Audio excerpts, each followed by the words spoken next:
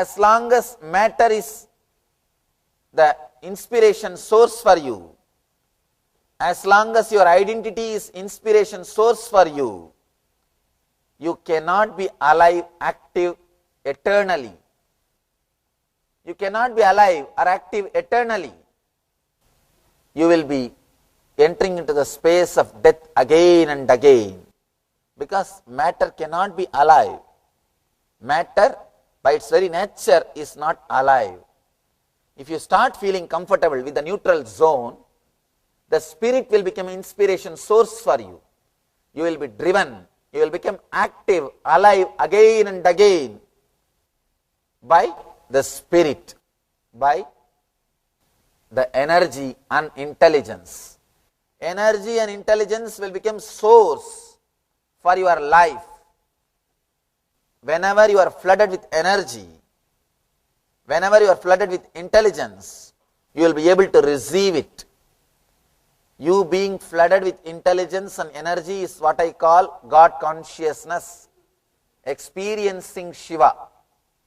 Do not think experiencing Shiva means somewhere you will see a big God with that 4 hand and a snake and with a trident.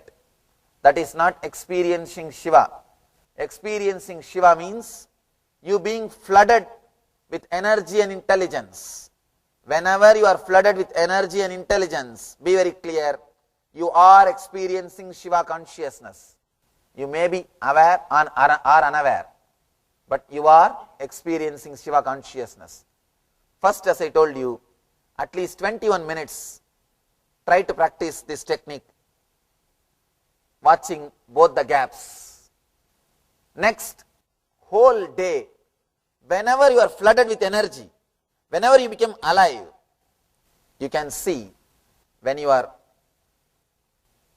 get some thought related to greed, some desire, suddenly you will see that your whole body is alive. You are alive, you are overflowing, bubbling with energy. You just want to do that. Be aware of that moment. Just be witness of that moment.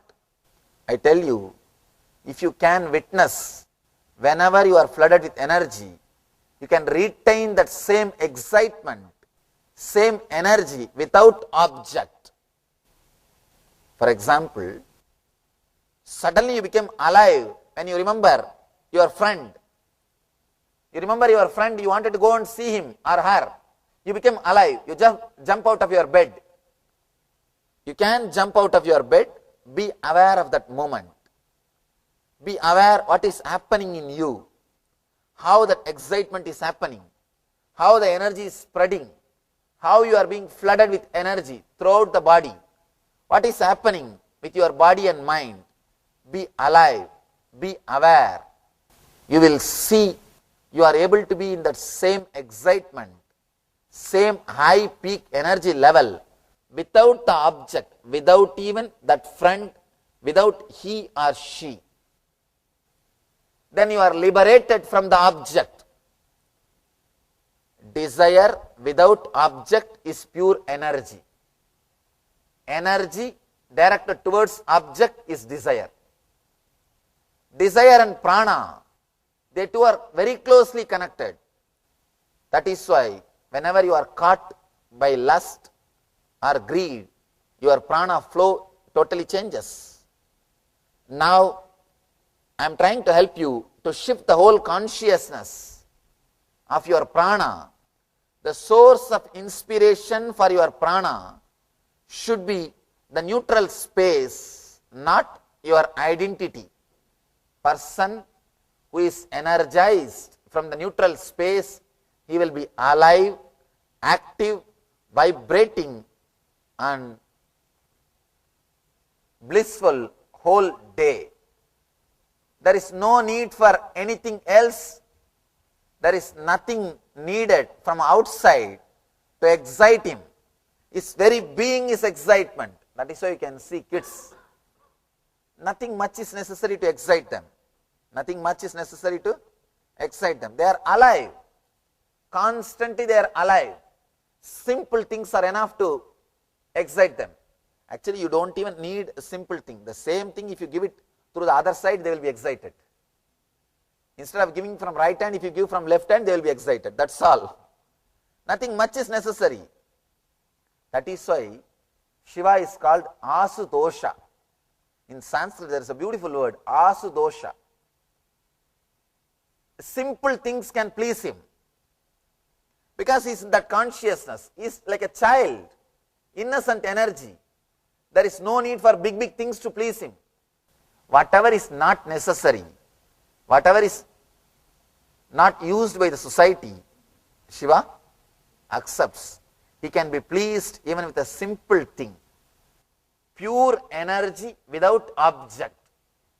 Pure energy without object. Desire without object is energy. Energy with directed towards some object is desire. When I wandered all over India, I always used to stay in burial grounds. Smashan is the place I'll stay. People ask me, why do you choose always Smashan to stay, Swamiji? I tell them two reasons. One, I don't have to reserve. I don't have to book. There is no need for reservation. Second thing, every village will have burial ground. Every village will have Smashan. Third important thing, it will be really peaceful. According to my experience, only living people disturb others. Dead people never disturb anybody. According to my experience, only living people disturb others. Dead people never disturb others. These are the basic three reasons. I don't have to reserve. All village will have one Smashan. An important reason, it will be peaceful and silent. There will be no disturbance. I think that's why Shiva also chose.